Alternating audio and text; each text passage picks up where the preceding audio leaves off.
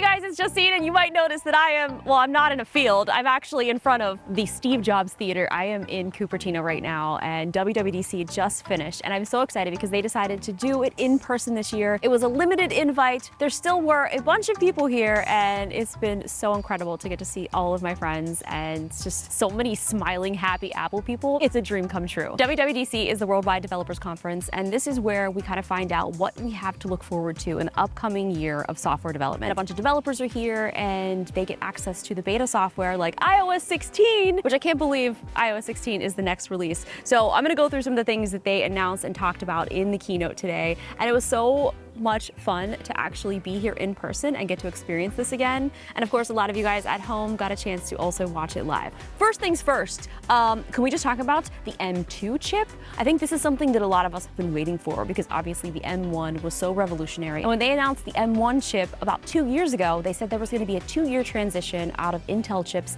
into Apple Silicon. And since that, we're coming up on the 2-year mark, I would say in a couple of months, perhaps. The Apple Silicon chip, the M1, the M1 Ultra, the M1, I mean, it has by far exceeded all of my expectations, more than I ever thought that it would. So I'm very excited to check out the M2 chip. And they did announce some hardware here at WWDC. They announced the new 13-inch MacBook Pro and the new MacBook Air. Now, what's exciting about the MacBook Air is it's an all-new unibody design. So it's no longer kind of that little slanted design. It basically looks like a mini MacBook Pro. Like, it's just like super, super squished. The new MacBook Air M2 comes in 4 colors. There's a silver, space gray, starlight, and midnight. And this is an all-new aluminum unibody, 20% reduction in volume. It's a 1/2 inch, and they have MagSafe, which is so exciting because before, if you'd want to charge your MacBook Air, that would then take away one of your ports. So this still has the 2 Thunderbolt ports, and you won't have to take one of those away to charge. It also has the 3.5mm headphone jack that will support high impedance headphones, which is very exciting, especially if you're doing a lot of audio work or video. This will make everything sound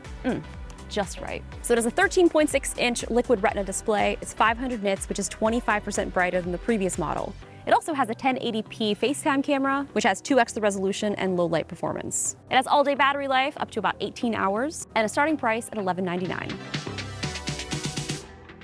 Now, that wasn't the only MacBook that they announced. The 13-inch MacBook Pro also got a little upgrade with the M2 chip. That 13-inch MacBook was something that completely changed my life and really showed me the power of the M1 chip. So that is now also getting an update to the M2 chip. The 13-inch MacBook Pro M2 has an 8-core CPU, 10-core GPU, 40% faster gaming performance. This will give you about 20 hours of video playback, 24 gigs of unified memory, up to a 2TB solid-state drive, and a starting price at $1299. I can't wait to test out both of these MacBooks because I just can't even stress enough how impressed I've been with the M1. So the M2 can only go up from here, which it does.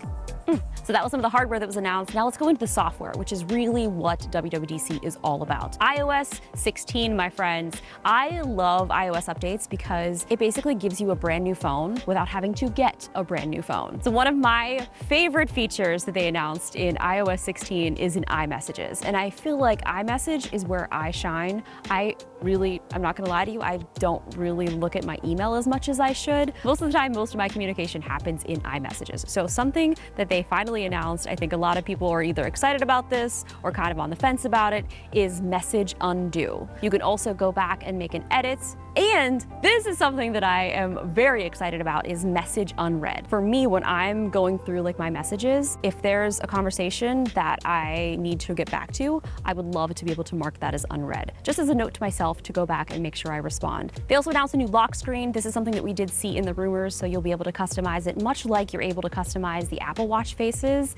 And it's kind of cool because it is basically that same tech, but now on your lock screen. You can change colors, you can change fonts, you can change the photos, and they even have kind of like a lock screen gallery with different backgrounds and different kind of templates that you can use. So I can't wait to try that out. They also showed some notifications that will now kind of roll up from the bottom, which I thought was kind of interesting. And I also feel like if I'm holding my phone, that would be the perfect place to actually click on the notifications because that's where your thumb placement is. There were some talks of the new updated SharePlay, which you can now actually do in iMessages. So if you guys are watching a movie together, you don't have to actually do it on FaceTime. You can do that through iMessage. They also made some updates to Apple Wallet. I know for me, I am so obsessed with digital identification. So this is slowly rolling out state by state. So it's not everywhere yet. It's not in California, which I cannot wait, because you'll be able to share your ID with various apps. So if I ordered some alcohol from Uber Eats or something like that, I would be able to share that I was over 21. I wouldn't actually have to share how old I am.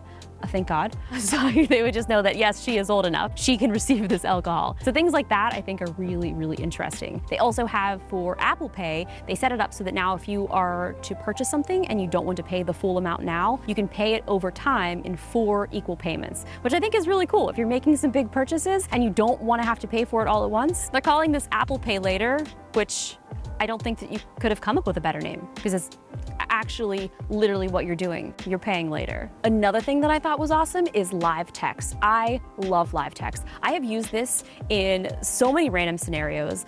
If I'm watching TV and I sometimes see something that I can't actually see, I will take a picture of it, pause the show, zoom in on my phone, and it basically will give you all of that text that you can then copy and paste.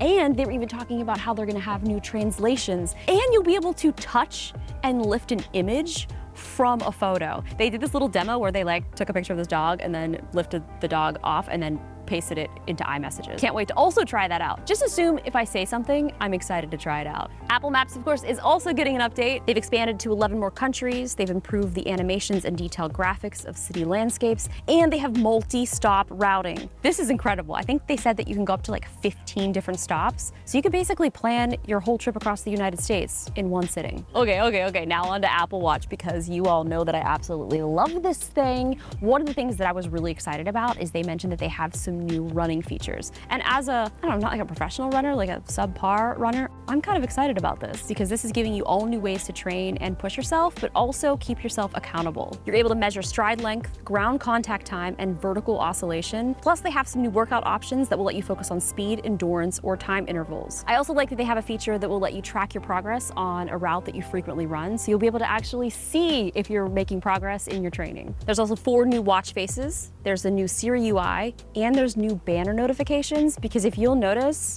if you've ever used your Apple Watch, that it takes up the entire watch face screen. So now it'll kind of just pop right down like a banner notification on your iPhone. You guys know I love tracking metrics, and this has some new sleep stages updates as well. So the Apple Watch will now be able to detect which sleep stage you're in. It also has an AFib update, so the watch can detect signs of your AFib rhythm, and medication tracking.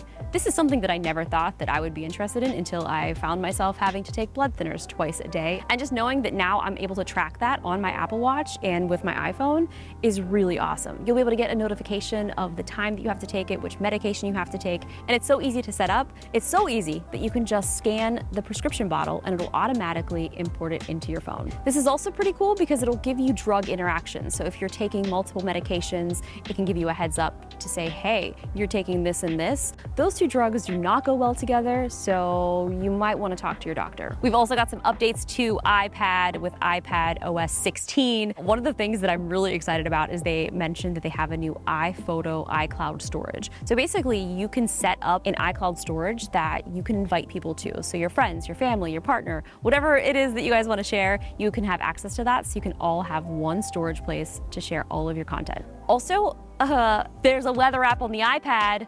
I know, the crowd is going wild. Actually, the crowd did go wild. People were cheering, I think, way harder than I thought that they would for the weather app on the iPad. There's some new collaboration features, so documents can be connected to the conversation. And you can even collab working over FaceTime, especially when you're using Freeform. This is like a FaceTime live collaboration element, which is kind of interesting. And I love that they're bringing this up, because I feel like people still are working from home, and to be able to kind of have this one shared space, you'll be able to see your coworkers and you'll be able to see what they're working on. iPad gaming, they showed some examples of Metal 3 on the iPad. They're also trying to make the iPad a little more desktop friendly, so adding things like different types of tools, undo, redo, and making those feel more macOS-like and a little less iPadOS. This especially comes in handy when you plug the iPad into an external display. Stage Manager is also really cool, and this is kind of giving you another way to multitask on the iPad. They also talked about this in some of the new macOS Ventura features, and they're kind of bringing all of these together on the iPad and macOS. iOS, but still, the iPad is still an iPad. One of the fun things that happens every year is we're like, what is the new macOS going to be called? Well, my friends, drum roll, it is called